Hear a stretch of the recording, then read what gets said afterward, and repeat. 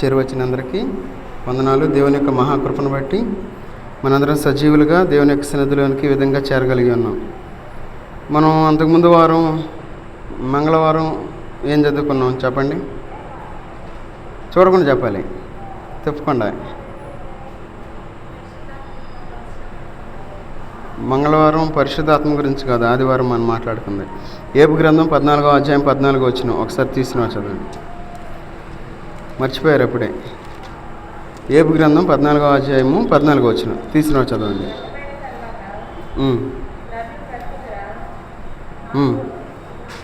పాప సహితునిలో నుండి పాపరహితుడు పుట్టగలిగిన ఎంత మేలు.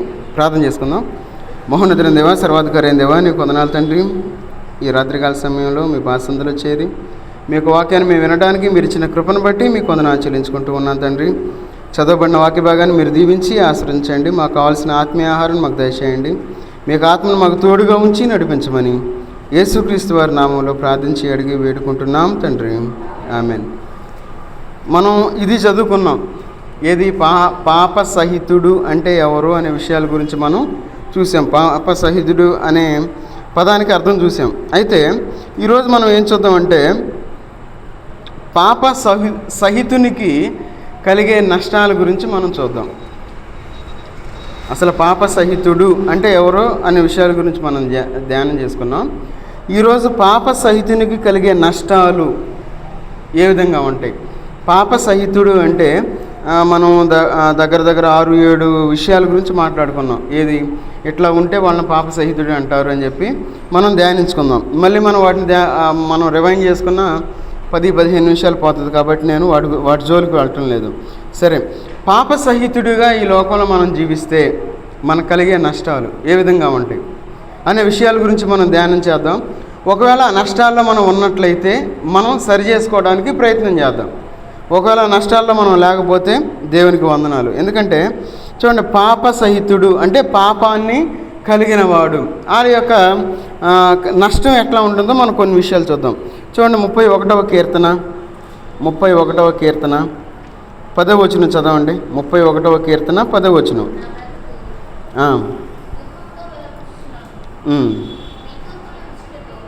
నిట్టూర్పులు విడిచుటతో నా ఏండ్లు గతించుచున్నవి, నా దోషమును బట్టి నా బలము తగ్గిపోవచ్చున్నది, నా ఎముకలు క్షీణించుచున్నవి. ఎవరైతే పాప సహితులుగా ఈ లోకంలో జీవిస్తారో, లేదంటే ఎవరైతే పాపాన్ని కలిగి ఈ లోకంలో జీవిస్తూ ఉంటారో, వారి జీవితంలో కలిగే మొట్టమొదటి నష్టం ఏంటంటే వారు వారి బలాన్ని కోల్పోతారు. అందుకంటున్నాడు ఏమనంటే ఇక్కడ, నా దోషమును బట్టి నా బలము తగ్గిపోవచ్చున్నది. చూడండి, పాపము వలన మనకు బలము తగ్గిపోతుంది అనే విషయాన్ని మనం గుర్తుపెట్టుకోవాలి. మన జీవితంలో మనం చేసే పాపాన్ని బట్టి మనం బలము లేని వారుగా తయారవుతాం. అందుకంటున్నాడు ఇక్కడ ఏమని, నా దోషమును బట్టి. దోషము అంటే పాపము. నా దోషమును బట్టి నా బలము తగ్గిపోవచ్చున్నది అంటే రోజు రోజుకి మన బలం తగ్గిపోయేవారుగా ఉంటాం. దేన్ని బట్టి తగ్గిపోతుందంటే మన దోషాన్ని బట్టి, లేదంటే మన యొక్క పాపాన్ని బట్టి. మన యొక్క పాపము అనేది మన జీవితంలో ఉంటే మనం బలం తగ్గిపోయే వాళ్ళుగా ఉంటాం, బలహీనులం అయిపోతాం, విశ్వాసంలో భక్తిహీనులం అయిపోతాం. మనకు తెలియకుండానే అలాంటి స్థితికి మనం వెళ్ళిపోతాం. అయితే మనం అనుకుంటాం ఏమనంటే నేను బాగా బలంగానే ఉన్నాను కదా అనుకుంటాం. కానీ మనకు తెలియకుండానే మనం ఏమవుతామంటే బలహీనులం అయిపోతాం. అందుకంటాడు, నా దోషమును బట్టి నా బలము తగ్గిపోవచ్చున్నది, నా ఎముకలు క్షీణించుచున్నవి. ఎముకలు క్షీణించడం అంటే ఏంటి? ఎప్పుడైతే మన జీవితంలో బలాన్ని కోల్పోయేవారుగా ఉంటామో, మన శారీరకంగా ఎముకలు పటుత్వంగా ఉంటాయి, గట్టిగా ఉంటాయి. ఒక మనిషి చనిపోయిన తర్వాత ఆ మనిషిని పాతిపెట్టిన తర్వాత చూస్తే మిగిలేది ఎముకలే. ఆ ఎముకల గూడు మిగులుతుంది. అయితే ఎవరి జీవితాల్లో అయితే ఈ పాపాన్ని కలిగి ఉంటారో వారి ఎముకలు క్షీణించేవిగా ఉంటాయి. అంటే అంత బలంగా ఉన్న ఎముకలను సహితం పాపము అనేది క్షీణింపజేసే శక్తి కలిగి ఉన్నది అనే విషయాన్ని మనం గుర్తుపెట్టుకోవాలి. చూడండి, అంత బలమైన ఎముకల్ని పాపం ఏం చేస్తూ ఉంది? క్షీణింపజేస్తూ ఉంది. కాబట్టి మన యొక్క జీవితంలో ఈ లోకంలో మనం జీవించేటప్పుడు పాపము మన యొక్క బలాన్ని తగ్గిస్తుంది అనే విషయాన్ని మనం గుర్తుపెట్టుకోవాలి. మన పాపం మన యొక్క బలాన్ని తగ్గిస్తుందని మనం తెలుసుకుంటే మనం దేవుని యొక్క సన్నిధిలో మనం ఉంటాం. ఎందుకంటే దేవుని యొక్క వాక్యము అనే బలాన్ని మనం తీసుకోవడానికి, ఎప్పుడైతే మనం దేవుని యొక్క వాక్యం అనే బలాన్ని తీసుకోకుండా ఉంటామో మనం బలహీనం అయిపోతాం. అయ్యా నేను మైక్ ద్వారా వింటున్నాను, లేదంటే యూట్యూబ్ ద్వారా వింటున్నాను, లేదా నేను ట్యాబ్లో పెట్టుకుంటున్నాను, లేదా లైవ్లో చూసుకుంటున్నాను, ఇవన్నీ ఏంటంటే పిచ్చి మాటలు. అవన్నీ దేవుని సన్నిధిలోకి రావాలి. మనం టీవీలో బిర్యానీ చేయటం పెట్టుకొని చూస్తూ ఉన్నాం అనుకోండి, ఆ బిర్యానీ వాసన మనం గ్రహించగలుగుతామా?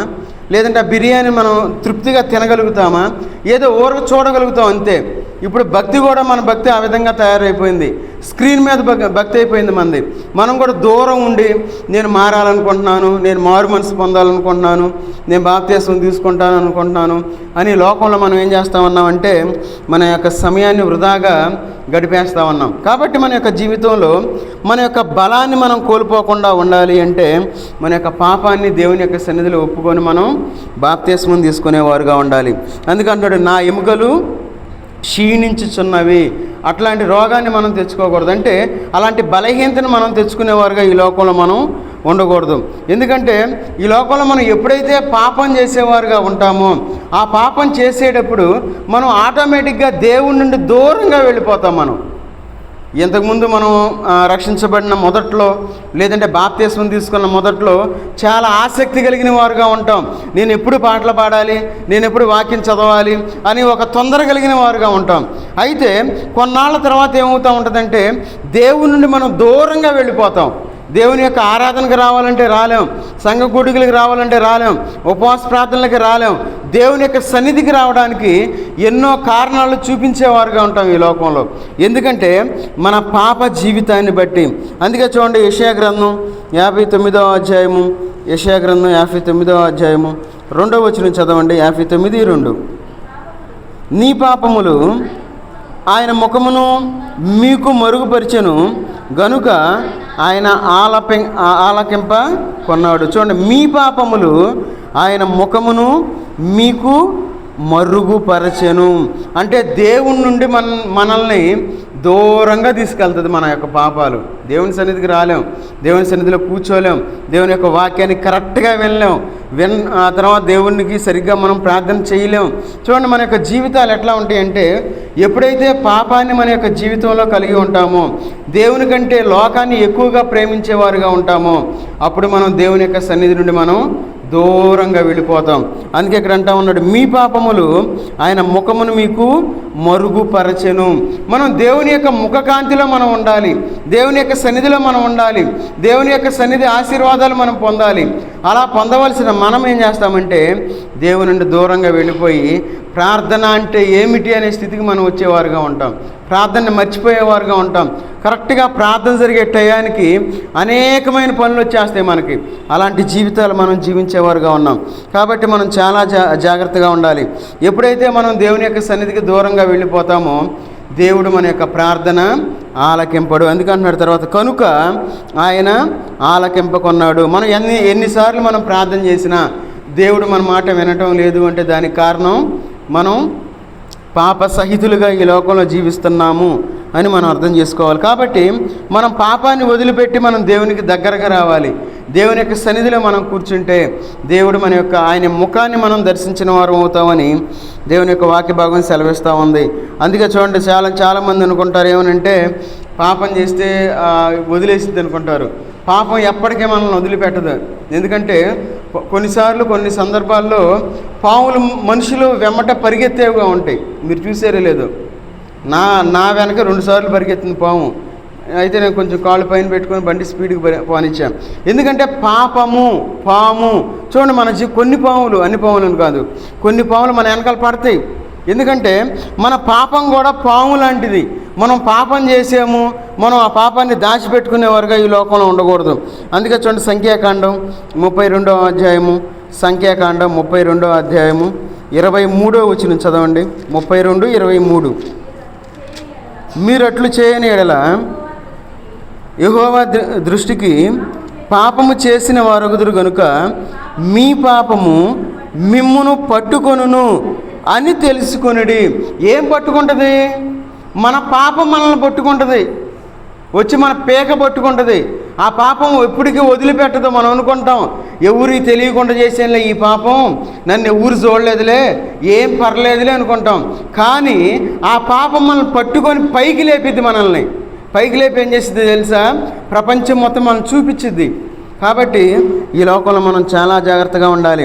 ఎందుకంటే అందుకంటే ఇక్కడ ఏమని, యెహోవా దృష్టికి పాపము చేసిన వారగుదురు.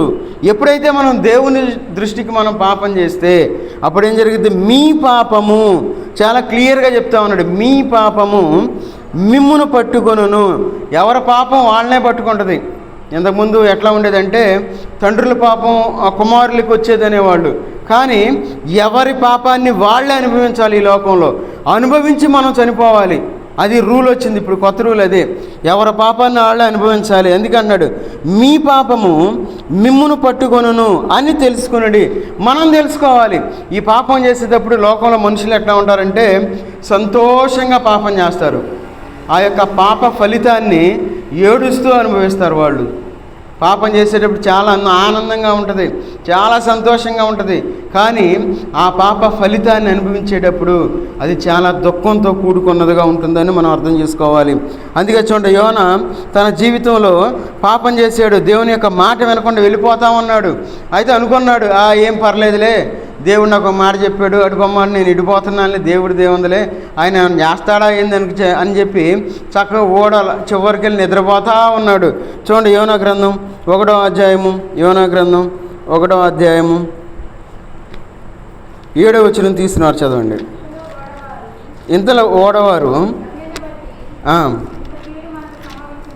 ఎంత కీడు తమకు సంభవించినని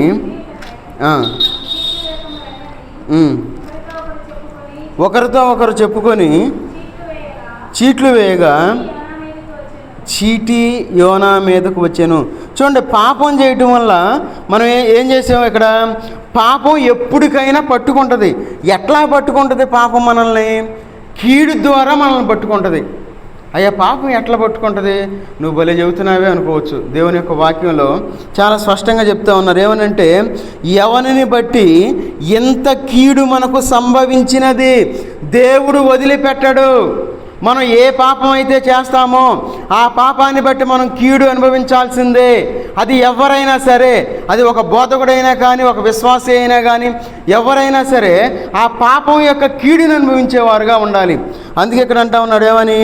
ఎంత కీడు మనకు సంభవించినది తెలియటకై మనము చీట్లు వేతము రండని ఒకరితో ఒకరు చెప్పుకొని చీట్లు వేయగా చీటి యోనా మీదకి వచ్చాను. చూడండి, అక్కడ 6వ వచనంలో, ఓయి నిద్రపోతా నీకేమి వచ్చినది, లేచి నీ దేవుని ప్రార్థించము, మనము చావకుండా ఆ దేవుడు మన యందు కనుకరించునేమో అని. చూడండి, కీడు మన జీవితంలోనికి ఎందుకు కీడు వస్తూ ఉందంటే మనం పాపం చేస్తూ ఉన్నాం. మన యొక్క పాపాన్ని బట్టి, ఎందుకంటే ఈ పాపము అనేది కీడు రూపంలో వస్తుంది అని మనం అర్థం చేసుకోవాలి. చాలా జాగ్రత్తగా వినాలి. మనం చేసే పాపము కీడుగా వస్తుంది. ఈ కీడు ఎందుకు వచ్చిందో, ఎట్లా ఎందుకు జరిగిందో అని మనం అప్పుడప్పుడు అనుకుంటాం. ఎందుకు వచ్చిందంటే మన యొక్క ప్రవర్తనను బట్టి అని మనం అర్థం చేసుకోవాలి. ఎందుకన్నాడు, ఎవరిని బట్టి ఎంత కీడు మనకు సంభవించినది. ఒకవేళ మన యొక్క పాపాన్ని బట్టి ఒక కీడు వస్తూ ఉందేమో, నేను బాగా దేవుళ్ళలో ఉన్నాను, విశ్వాసిగా ఉన్నాను, నేను పరిశుద్ధుడిని, పరిశుద్ధురాలిని అని ఈ లోకంలో మనం భ్రమపడుతూ ఈ లోకంలో జీవిస్తూ, ఒకవేళ మన ద్వారా మన కుటుంబంలో కీడు రావడానికి మన పాపం అయ్యిందేమో మనం అనుకోవచ్చు. నా పాపాన్ని ఎవరు చూస్తున్నారులే, నేను సైలెంట్గా పాపం చేస్తూ ఉన్నాను కదా, ఏమీ పర్లేదు అనుకుంటే అది కీడుగా మన మీదకి వస్తుందని మనం అర్థం చేసుకోవాలి. అందుకే సామెతల గ్రంథంలో చెప్తా ఉన్నారు. చూడండి, సామెతల గ్రంథం 13వ అధ్యాయము, సామెతల గ్రంథం 13వ అధ్యాయము 21వ వచనం చదవండి. 13:21. కీడు పాపులను తరుమును, నీతిమంతులకు మేలు ప్రతిఫలముగా వచ్చును. చూడండి, ఇక్కడ కీడు పాపులను తరుమును. చూడండి, కీడు అనేది మన జీవితంలో తరుగుతూ ఉంటుంది. ఏందయ్యా మా కుటుంబంలో కీడు, ఏందయ్యా మా కుటుంబంలో ఎట్లా జరగాలి అని కొన్నిసార్లు మనం అనుకుంటూ ఉంటాం.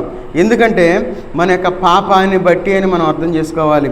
కాబట్టి పాపము అనేది ఎప్పటికైనా పట్టుకుంటుంది అని మనం అర్థం చేసుకోవాలి. అది ఎప్పటికైనా కీడు రూపంలో వస్తుంది. ఆ కీడు మనల్ని తరుముతూ ఉంటుంది అనే విషయాన్ని మనం గుర్తుపెట్టుకోవాలి. మనం దేవుని సన్నిధికి రాకుండా ఉండటం కూడా పాపమే. మనం దేవుని యొక్క సన్నిధిలో దేవుని యొక్క ముఖ కాంతిని మనం చూడాలి. దేవుని యొక్క ముఖ దర్శనాన్ని మనం చేసుకోవాలి. మరి దేవుని యొక్క ముఖ దర్శనాన్ని చేసుకోవాల్సిన మనం రాకుండా ఉన్నాం అనుకోండి, అది పాపం అయిద్దా పుణ్యం అయిద్దా? పాపం కిందే వస్తుంది. అది కీడు కిందే వచ్చింది. ఆ కీడు ఏం చేస్తుంది? మనం తరిమిద్ది, దేవుని సన్నిధికి రానియదు, మన లోకంలో ప్రశాంతంగా మనల్ని బ్రతకనివ్వదు. కాబట్టి మనం ఈ లోకంలో చాలా జాగ్రత్తగా ఉండాలి. కీడు రూపంతో మనల్ని తరిమేదిగా ఉంది ఈ పాపం. కాబట్టి ఈ లోకంలో మనం చాలా జాగ్రత్తగా ఉండాలి. చాలామంది ఈ లోకంలో వ్యాధిగ్రస్తులుగా ఉంటారు. చాలామందికి రోగము అనేది పాపం వల్లే వస్తుంది. అది కూడా అనుకుంటాం మనం. ఏమనంటే అయ్యి ఎందుకు వచ్చిందా ఈ రోగం, ఏందోనా ఈ బాధ. రోగం వచ్చిన తర్వాత అయినా మనం దేవుని సన్నిధికి రాము. ఎందుకు? దేవుడిచ్చిన ఆ యొక్క ఆరోగ్యాన్ని బట్టి అయినా మనం దేవుని సన్నిధిలో మనం కనబడవు. ఎందుకు కనబడమంటే అంతే. చూడండి, దేవుని యొక్క వాక్య భాగంలో ఏముందో మనకి 2వ రాజుల గ్రంథంలో గెహజీ పాపం చేసి కుష్ఠరోగాన్ని తెచ్చుకున్నాడు. 2వ రాజుల గ్రంథం 5వ అధ్యాయము 27వ వచనం చదవండి. 2 రాజులు 5:27. కాబట్టి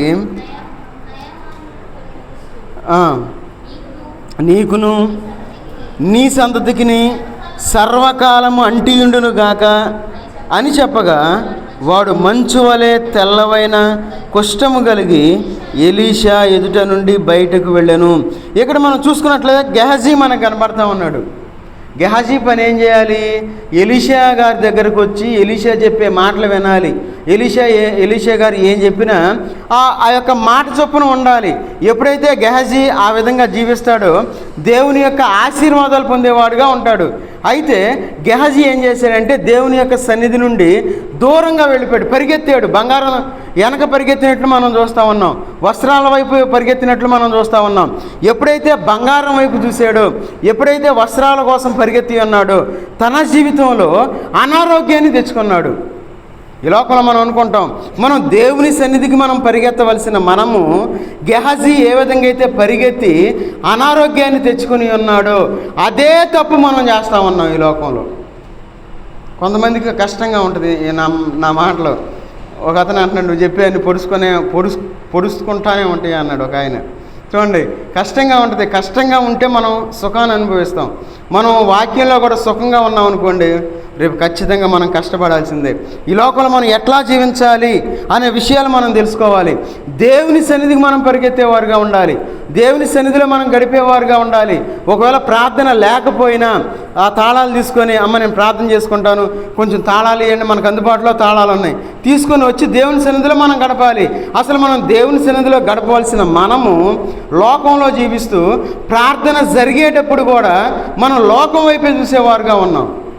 చూడండి, గెహజీ ఏం చేశాడు ఇక్కడ చూడండి, చాలా స్పష్టంగా చెప్తాను. ఏమని? నయమాను కలిగిన ఈ కుష్టు నీకును నీ సంతతికిని సర్వకాలము అంటియుండును అని చెప్పగా, వాడు మంచు వలె తెల్లనైన కుష్ఠము కలిగి ఎలీషా ఎదుట నుండి బయటకు వెళ్ళాను. కుష్ఠరోగాన్ని తెచ్చుకున్నాడు. ఈ లోకం వైపు మనం చూస్తే రోగం వస్తుంది. మనకు తెలుసు, చాలామంది అనుకుంటారు, ఏందని నువ్వు భలే చెప్తున్నావు, ఆదివారం ఒక్కరోజు వస్తే సరిపోయింది, మిగతా రోజులు రావాలని ఊరు గట్టిగా చెప్పరు కదా అనుకుంటాం. లేదు, మన జీవితంలో మన సమయాన్ని దేవునికి ఇవ్వాలి. ఎప్పుడైతే మనం ఇవ్వవలసిన సమయాన్ని దేవునికి ఇవ్వకుండా మనం జీవిస్తూ ఉంటామో అప్పుడు మన జీవితంలో రోగాలు స్టార్ట్ అవుతాయి. రోగాలు ఊరినే రావు, దేవుడు ఊరినే పంపడం. మనం దేవుని వైపు చూస్తున్నాం. ఒకటి, దేవుడు మనల్ని పరీక్షించడానికి ఈ రోగాలు పెడతాడు. తర్వాత మన యొక్క పాపాన్ని బట్టి రోగాలు వస్తాయి. మనం అది తెలుసుకోవాలి. మనం నిజంగా దేవుని యొక్క సన్నిధిలో ఉంటే అది మహిమకరంగా ఉంటుంది. అమ్మ, నీకు ఎంత పెద్ద బాధ వచ్చినా, అనారోగ్యం వచ్చినా దేవుడు నిన్ను కాపాడాడు. ఈరోజు మనందరికీ తెలుసు. ఏం తెలుసు మాకేం తెలుసు అంటారా? ఫ్లైట్ యాక్సిడెంట్ అయింది, 242 మంది చనిపోయారు. జూనియర్ డాక్టర్లు, సీనియర్ డాక్టర్లు లంచ్ మధ్యాహ్నం అన్నం తింటా ఉన్నారు. సడన్గా జరిగింది, అందరు చచ్చిపోయారు. అయితే ఒక్కతను రక్షించబడ్డాడు.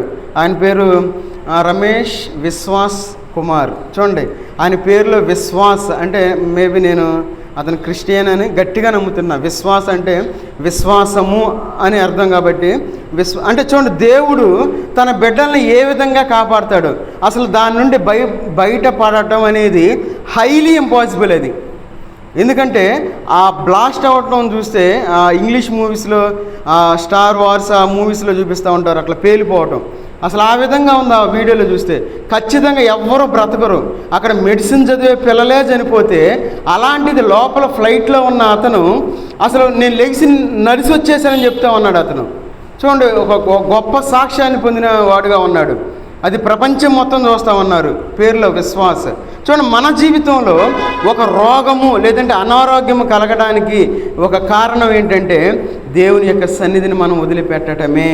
ఎప్పుడైతే మనం దేవుని యొక్క సన్నిధిని వదిలిపెడతామో మన జీవితంలో పాపము అనేది వస్తుంది. ఎప్పుడైతే పాపం వస్తుందో, పాపం వచ్చిన వెంటనే మనం దేవుని యొక్క సన్నిధి నుండి మనం దూరంగా వెళ్ళిపోతాం. తర్వాత మన యొక్క జీవితాల్లో అనారోగ్యానికి లోనయ్యేవారుగా ఉంటాము. చాలా జాగ్రత్తగా ఉండాలి. బైబిల్ అంటే ఆషామాషిది కాదు. బైబిల్ అసలు ఆ వార్త చూడంగా నాకు అసలు చాలా ఆశ్చర్యం వేసింది. ఇంత ప్రమాదం నుండి ఎట్లా బయటపడ్డాడు? ఒకే ఒకటి, దేవుడు కాపాడాడు. తన యొక్క రెక్కల నీళ్ళలో కాపాడి ఆయన బయట నిలబెట్టాడు, అంతే. అది మన కళ్ళ ముందు కనబడతా ఉంది. దేవుడు కాపాడాలి అనుకుంటే ఒక్కతనే బ్రతికింది. అందరూ కింద పడ్డాలు చనిపోయారు, అందరూ చనిపోయారు. చూడండి, మన దేవుడు అంత గొప్ప దేవుడు. మనం తెలుసుకోవాలి. మనకు విశ్వాసము ఎట్లా ఉంది. దేవుని సన్నిధిలో గడపాలంటేనే గడపలేము. అయ్యా నాకు కాళ్ళు నొప్పులయ్యా, కీళ్ళు నొప్పులయ్యా, ఒళ్ళు నొప్పులయ్యా, నడుము నొప్పులయ్యా, ఎన్ని నొప్పులో దేవుని సన్నిధికి రావాలంటే. మరి మనం మన పనులన్నీ బాగానే చేసుకుంటున్నాంగా, ఏం వదిలిపెట్టలేదుగా. చాలా జాగ్రత్తగా ఉండాలి. మన జీవితంలో ఈ యొక్క రోగము లేదంటే అనారోగ్యం రావడానికి ఒక కారణం ఏంటంటే మన యొక్క పాపమే. గెహజీ తన యొక్క జీవితంలో ఆశీర్వాదాలు పొందవలసిన గెహజీ ఆ యొక్క నయమాను కుష్టు రోగాన్ని పొందినట్లు మనం ఇక్కడ చూస్తా ఉన్నాం. పరిగెత్తాడు, ఆ యొక్క బంగారం వెనక పరిగెత్తినట్లు మనం చూస్తూ ఉన్నాం. అందుకే చూడండి, 26 వచనం చదవండి. అంతటా ఎలీషా వాని చూచి, ఆ మనుష్యుడు తన రథము దిగి నిన్ను ఎదుర్కొనుటకు తిరిగి వచ్చినప్పుడు నా మనసు నీతో కూడా రాలేదా? ద్రవ్యమును, వస్త్రములను, ఒలివ చెట్ల తోటలను, ద్రాక్ష తోటలను, గొర్రెలను, ఎడ్లను, దాసదాసీలను సంపాదించుకొనుటకు ఇది సమయమా? చూడండి, ఈ సమయం మనం ఏం చేయాలి? దేవుని సన్నిధిలో ఉండాలి. ఇది సమయమా అని దేవుడు అడుగుతా ఉన్నాడు. దానికి సమాధానం మీరే చెప్పాలి. అయ్యా నేను ఎట్లా కూర్చొని ఉన్నాను, ఇది సమయమా అని దేవుడు అడుగుతా ఉన్నాడు. దానికి సమయం మనమే చెప్పాలి. కాబట్టి మన యొక్క జీవితంలో మా పాపం వల్ల అనారోగ్యం వస్తుందని మనం గుర్తుపెట్టుకోవాలి. దేవుని సన్నిధిని ఎప్పుడు తేలిగ్గా చూడొద్దు. దేవుని సన్నిధిలో మనం విశ్వాసంతో ఉండాలి. దేవుని వైపు మనం చూడాలి. ఏ క్షణం ఏం జరిగిద్దో ఎవ్వరికి తెలియదు. మన బ్రతుకులు ఎలాంటివి అంటే మన బ్రతుకు ఒక సెకండ్లో తారుమారైపోద్ది, మారిపోతాయి, జీవితాలన్నీ మారిపోతాయి. కాబట్టి మనం చాలా జాగ్రత్తగా ఉండాలి. ఈ లోకంలో మనం కీడు తెచ్చుకునేవారుగా ఉండకూడదు. దేవుని యొక్క సన్నిధిలో మనం ఉండి మేలు పొందేవారుగా ఉండాలి. అందుకే చూడండి, ఈ లోకంలో మనం జీవించేటప్పుడు ప్రతి ఒక్కరు ఎంతగానో ప్రయాసపడేవారుగా ఉంటారు. ఈ లోకంలో మనిషి యొక్క జీవితం ఎలాంటిదంటే ప్రయాసతో కూడుకున్న జీవితం. చూడండి, ఆదికాండం 3వ అధ్యాయము 17వ వచనం చదవండి. 3:17.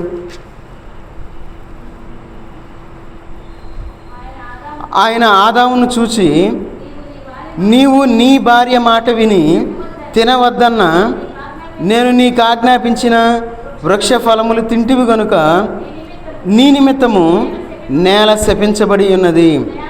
ప్రయాసముతోనే నీవు బ్రతుకు దినములన్నీ దాని పంట తిందువు. చాలు, ప్రయాసము. పాపము ద్వారా ప్రయాసము అనేది ఈ లోకంలోనికి వచ్చింది. ఒకవేళ ప్రతి మనిషి ప్రయాసపడాల్సిందే.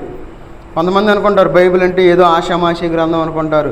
చూడండి, ఆదికాండం అంటే దేవుడు మనిషిని చేసినప్పుడు చెప్పాడు ఒక మాట. ఆ దేవుని యొక్క మాట వినవలసిన ఆదాం ఏం చేశాడు? నీవు నీ భార్య మాట విని. మనం దేవుని మాటలు వినాలి. ఇంట్లో వాళ్ళు అంటారు ఏమని, ఏముందిలే సంఘకూడికే కదా, ఎల్లపైన ఏం కాదు. ఎవరు రమ్మంటున్నారు? ఏం కాదులే, కూర్చో, ఇప్పుడేగా పని నుండి వచ్చావు, సగం నీళ్ళు పోసుకో, ఒక ముద్ద అన్నం తిను, ప్రశాంతంగా ఉండు, సౌండ్ వినపడుతుందిగా ఇను అంటారు. మన జీవితంలో దేవుని యొక్క మాట మనం వినేవారుగా ఉండాలి. చూడండి, ఇక్కడ ఆదాము తన యొక్క జీవితంలో తన యొక్క భార్య మాట విని ఆ యొక్క ప్రయాస అనేదాన్ని తీసుకొచ్చాడు. ఎంత మంచివాడు ఆదాం గారు. ఇప్పటికి కూడా మనం ప్రయాసపడతానే ఉన్నాం. ఒకవేళ బైబిల్ ఏదన్నా కట్టు కదా అనుకున్నాం అనుకోండి, ఈ విషయాలన్నీ బైబిల్లో ఎట్లా ఉంటాయి? చూడండి, మనిషి సృజించబడినప్పుడు ప్రతి మనిషి ప్రయాసపడవలసిందే అనే విషయాన్ని చాలా స్పష్టంగా రాస్తా ఉన్నాడు. అందుకని ప్రయాసముతోనే నీవు బ్రతుకు దినములన్నీ దాని పంట తిందువు. ఒక పంట పండించాలంటే ప్రయాసపడాలి, ఒక ఉద్యోగం చేయాలంటే ప్రయాసపడాలి. ఈ లోకంలో మనం బ్రతకాలంటే ప్రయాసతో కూడిన పని అని మనం గుర్తుపెట్టుకోవాలి. కాబట్టి పాపము వలన మనకి ఈ లోకంలోనికి ప్రయాస వచ్చింది, శాపం వచ్చినట్లు మనం చూస్తూ ఉన్నాం. అందుకే అంటున్నాడు 17వ వచనంలో, మనం ఆ మాట ఇప్పుడు మనం చదువుకుని ఉన్నాం. 14వ వచనం కూడా చదవండి. 14. అందుకు దేవుడైన యెహోవా సర్పమును చూచి, నీవు దీన్ని చేసినందున పశువులన్నిటిలోనూ భూజంతువులన్నిటిలోనూ నీవు శపింపబడినదై నీ కడుపుతో నడుచుచు నీవు బ్రతుకు దినములన్నీ మన్ను తిందువు. చూడండి, శాపము అనేది వచ్చింది. ఎప్పుడు? పాపము చేయటం వల్ల శాపం వచ్చినట్లు మనం చూస్తూ ఉన్నాం. అదేవిధంగా మన జీవితంలో మనం ఎప్పుడైతే పాపం చేసేవారుగా ఉంటామో అప్పుడు మన జీవితాలు శపించబడతాయి అని మనం గుర్తుపెట్టుకోవాలి. శాపము అనేది ఊరినే రాదు. చూడండి, అక్కడ చాలా క్లియర్గా చెప్తున్నాడు. ఏమని? పాముని శపిస్తూ ఉన్నారు. ఏమని? దేవుడు శపిస్తూ ఉన్నాడు. ఏమని? నీవు శపింపబడినవై నీవు కడుపుతో నడుచుచు నీ బ్రతుకు దినములన్నీ మన్ను తిందువు. అందుకే పాము అట్లా ఉంది. పాము ఆ పొట్టతో నడుస్తూ ఉంటుంది, మన్ను తింటుంది పాము. చూడండి, దేవుని యొక్క మాటలో ఎంత ఆణిముత్యాలో దేవుని యొక్క మాటలో. చూడండి, పాము అంతేగా, పాము ఏమన్నా గాలి ఎగురుతూ వెళ్ళిద్దా? లేదే. పాము ఏం చేస్తుంది? మన్ను తినేదిగా ఉంటుంది. దేవుడు శాపం పెట్టాడు కాబట్టి ఆ యొక్క పొట్ట ద్వారా పాకుతూ ఉంటుంది. మనకి పాముకి దేవుడు వైర్యాన్ని పెట్టి ఉన్నాడు కాబట్టి మనం పాముని చూస్తే మనల్ని చూసి అది పరిగెత్తిద్ది, లేదంటే మన వెనకాల అది పరిగెత్తిద్ది, మనం దాన్ని చూసి మనం పరిగెత్తాం. కాబట్టి మన యొక్క జీవితంలో శపింపబడిందిగా మనకు కనబడతా ఉంది. మన జీవితంలో ప్రయాసంతో మన యొక్క రోజులు ఉంటాయి, మన యొక్క కాలం ఉంటుందని చెప్పి దేవుని యొక్క వాక్య భాగం మనకి సెలవిస్తూ ఉంది. అందుకే ఈ లోకంలో మనం జీవించేటప్పుడు దేవుడు మరణాన్ని తీసుకురాల. యేసుక్రీస్తు దేవుడు మనల్ని చేసినప్పుడు మరణము అనేది లేదు. దేవుడు ఏమన్నాడు? మీరు చక్కగా ఉన్నాయి మొత్తం తినండి, సంతోషంగా ఉండండి అని చెప్పాడు. చూడండి, రోమపత్రిక 6వ అధ్యాయము, రోమిలికి రాసిన పత్రిక 6వ అధ్యాయము 23వ వచనం చదవండి. 6:23.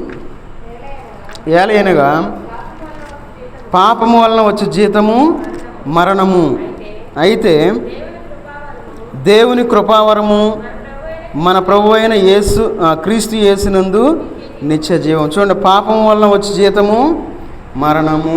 మనం పాపం చేస్తే ఖచ్చితంగా మరణించవలసిందే, మరణానికి పాత్రులము. అయితే యేసుక్రీస్తు వారి ద్వారా మనకి నిత్య జీవము. కాబట్టి మనం యేసుక్రీస్తు వారిని నమ్ముకోవాలి, అంతే, ఏమి లేదు. మనం ఎందుకు దేవుడిని నమ్ముకోవాలి? యేసుక్రీస్తు వారిని మనం ఎందుకు నమ్ముకోవాలంటే రెండవ మరణం నుండి మనం తప్పించుకోవడానికి మనం యేసుక్రీస్తు వారిని నమ్ముకోవాలి. ఎందుకంటే మొదటి మరణము అనేది ప్రతి ఒక్కరికి రావాల్సిందే, కానీ రెండవ మరణం నుండి మనం తప్పించుకోవాలి. అంతేగాని ఈ లోకంలో దేవుడు దీవిస్తాడు, ఆశీర్వదిస్తాడు, రోగాలు బాగొడతాడు, ఇవన్నీ కామన్. దేవుడు ఖచ్చితంగా ఇస్తాడు. ఇవన్నీ ఏంటంటే ఆయన ఆటోమేటిక్గా ఇస్తాడు మన జీవితంలో, ఆయన కాపాడతాడు. కానీ మనం ఈ యొక్క రెండవ మరణం నుండి తప్పించుకోవడానికి మనం యేసుక్రీస్తు వారిని, దేవుడిని నమ్మాలి అని చెప్పి ఇక్కడ దేవుని యొక్క వాక్య భాగం సెలవిస్తూ ఉంది. ఇంతకుముందు మనం చూసుకున్నాం ఏమనంటే తండ్రుల పాపం కుమారులకు వచ్చిద్ది అనే అపోహలో కొంతమంది జీవిస్తూ ఉంటారు.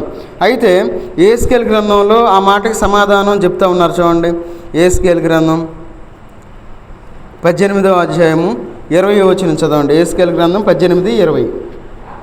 పాపము చేయువాడే మరణమునందును తండ్రి యొక్క దోష శిక్షకు కుమారుడు పాత్రుడు కాడు. కుమారుని దోష శిక్షకు తండ్రి పాత్రుడు కాడు. నీతిపరుని నీతి ఆ నీతిపరునికే చెందును. దుష్టుని దుష్టత్వము ఆ దుష్టునికే చెందును. చూడండి, దేవుడు ఏం చేశాడు, ఎవరితో సపరేట్ చేసాడు. ఇంతకుముందు అట్లా ఉండేది కాదు. తండ్రి పాపం చేస్తే కుమారుడు అనుభవించాలి, కుమారుడు పాపం చేస్తే కుమారుడు అనుభవించాలి. అలాంటి ఒక సిస్టమ్ ఉండేది. కానీ దేవుడు ఏం చేశాడంటే ఎవరు పాపం, అందుకన్నాడు పాపము చేయువాడే మరణమునందును, ఎవరు పాపం చేస్తే వాళ్ళే అనుభవించాలి. అందుకే ఈ లోకంలో జీవించేటప్పుడు ఎవరి పాపాన్ని వాళ్ళు అనుభవించి చనిపోతూ ఉన్నారు, ఊరిని చనిపోరు వాళ్ళు. ఖచ్చితంగా మన యొక్క జీవితం ఎందుకు అంటున్నాడు, ఏమని చివర అంటున్నాడు, ఏమని నీతిపరుని నీతి ఆ నీతిపరునికే చెందును. ఈ లోకంలో మనం నీతిపరులుగా ఉండాలి. నీతిగా ఉంటే మనకి మనం అభివృద్ధి చెందలేం. నీతిపరులుగా ఉంటే, అనీతిపరులుగా ఉంటే ఈ లోకంలో మనం ఎంతగానో సంపాదించవచ్చు. కానీ ఈ లోకంలో మనం నీతిపరులుగా ఈ లోకంలో మనం జీవించాలి. కాబట్టి మనం ప్రతి విషయంలో మనం చాలా జాగ్రత్తగా ఉండాలి. పాపం విషయంలో మనం చాలా జాగ్రత్తగా ఉండాలి. ఈ లోకంలో అనుకుంటాం చిన్న చిన్న విషయాలకి ఏముందలే అనుకుంటాం. చూడండి, అపోస్తుల కార్యాల్లో ఒక సన్నివేశం జరుగుతుంది. అక్కడ అపోస్తుల కార్యాలు 5వ అధ్యాయము 5వ వచనం చదవండి. 5వ అధ్యాయము 5వ వచనం. అననీయ ఈ మాటలు వినుచునే పడి ప్రాణము విడువగా వినిన వారికి అందరికీ మిగుల భయము కలిగెను. చూడండి, ఇక్కడ వీళ్ళని ఎవరు చెప్పలా, ఏమని వీళ్ళ పొలాన్ని అమ్మి తీసుకొచ్చి దేవునికి ఇవ్వమని చెప్పలే ఎవరు. వీళ్ళేం చేశారు, అందరు అమ్ముతున్నారులే, మనం కూడా అమ్ముదాం, కొద్దిగా సొమ్ము తీసుకుందాం, లోన్ పెట్టుకుందాం, మిగతా తీసుకెళ్ళి ఇంతే మేము అమ్మిందని చెబుదామని చెప్పి ఇద్దరు అనుకున్నారు, భార్యాభర్తలు ఇద్దరు అనుకున్నారు. దేవుని సన్నిధికి వచ్చారు, అనుకొని చక్కగా చెప్తా ఉన్నాడు. ఏమని అననీయ మాటలు చెప్తున్నాడు. కొంచెం ముందు 4వ వచనం చూడండి. అది నీ యొద్ద ఉన్నప్పుడు నీదే కదా, అమ్మిన పిమ్మట అది నీ వశమై ఉండలేదా? ఎందుకు ఈ సంగతి నీ హృదయంలో ఉద్దేశించుకున్నావు?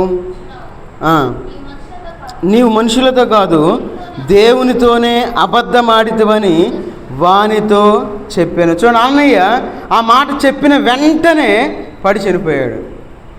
ఎవరు నీమన్నారా? మన దేవుడు ఏదైనా లేని దేవుడా?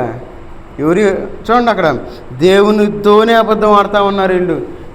ఎవరు అమ్మమన్నారు, ఎవరు దమ్మన్నారు, ఎవరు అబద్ధం ఆడమన్నారు, ఎవరు ఉంచుకోమన్నారు.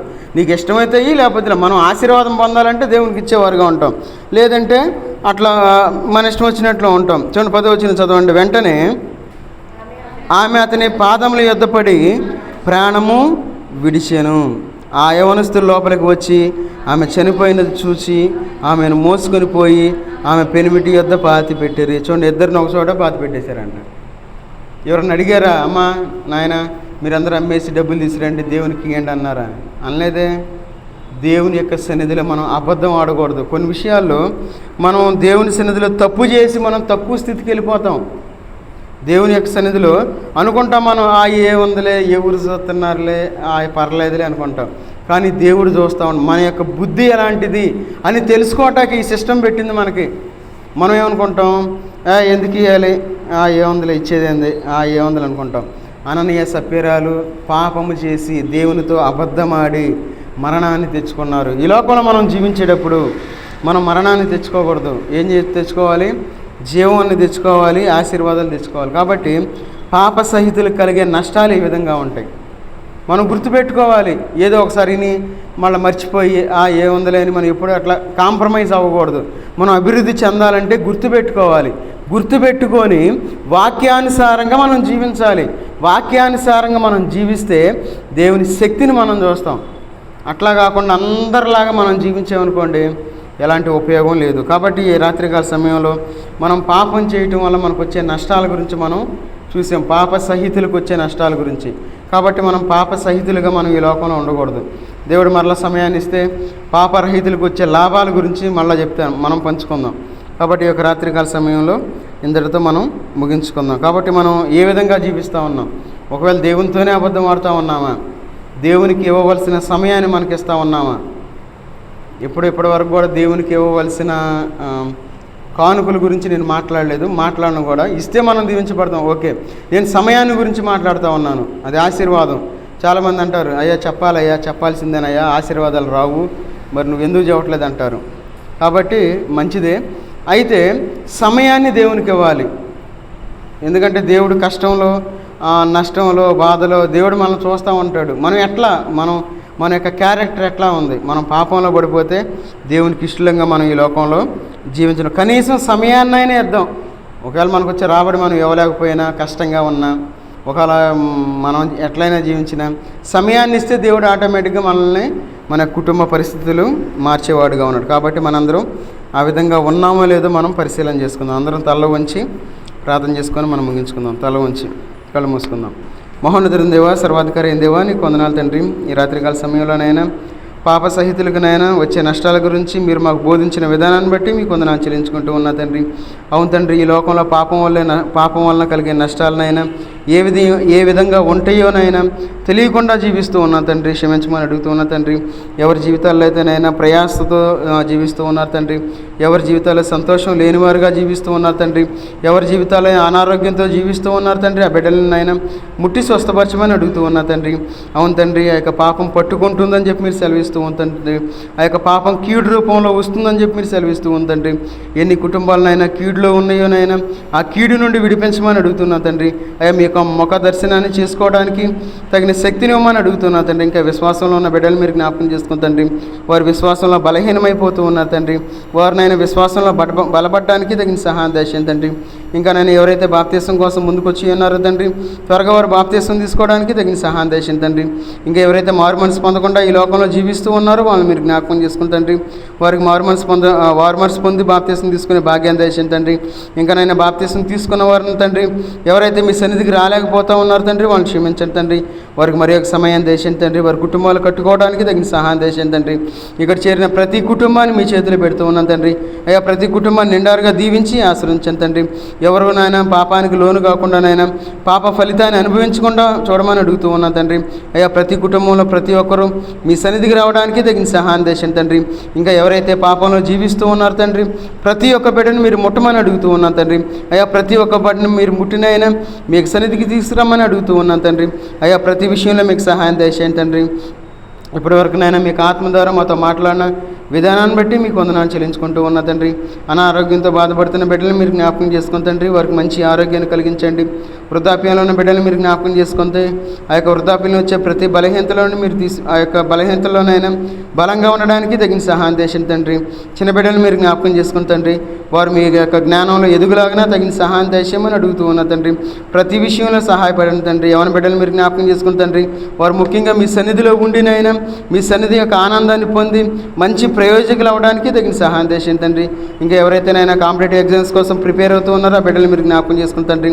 ఆ యొక్క ఎగ్జామ్స్లో విజయాన్ని సాధించి నా దేవుడు నాకు విజయాన్ని ఇచ్చాడని చెప్పి మీ యొక్క సాక్షులుగా ఉండడానికి తగిన సహాయం దయచేయమని అడుగుతున్నా తండ్రి. అదేవిధంగా యూట్యూబ్ ద్వారా ఎవరైతే వింటూ ఉన్న ప్రతి బిడ్డను మీరు జ్ఞాపకం చేసుకోండి. ఆ కుటుంబాల్లో మీకు కార్యాన్ని జరిగించమని అడుగుతున్నా తండ్రి. ఆ బిడ్డల మనసులు మార్చమని అడుగుతున్నా తండ్రి. అయ్యా ప్రతి విషయంలో వాక్యానుసారంగా ఈ లోకంలో జీవించడానికి తగిన సహాయం చేసింది తండ్రి. ఇక్కడ కూర్చున్న ప్రతి ఒక్క బిడ్డను మీరు నాయన వారికి కావాల్సిన ప్రతి అవసరాన్ని మీరు తీర్చమని అడుగుతున్నా తండ్రి. ఇప్పటివరకు నైనా మీరు మాకు తోడుగా ఉండి నడిపించిన విధానాన్ని బట్టి మీకు వందనాలు చెల్లించుకుంటూ యేసుక్రీస్తు వారి నామంలో ప్రార్థించి అడిగి వేడుకుంటున్నాం తండ్రి. ఆమెన్. మన తండ్రి అయిన దేవుని యొక్క ప్రేమయు, కుమారుడైన యేసుక్రీస్తు వారి యొక్క కృపయు, పరిశుద్ధాత్మ యొక్క అన్యోన్య సహవాసము ఇక్కడ చేరిన మనకు తన్ను ప్రేమించే వారందరికీ సదాకాలం తోడై ఉండి నడిపించునుగాక. ఆమెన్. అందరికీ వందనాలు.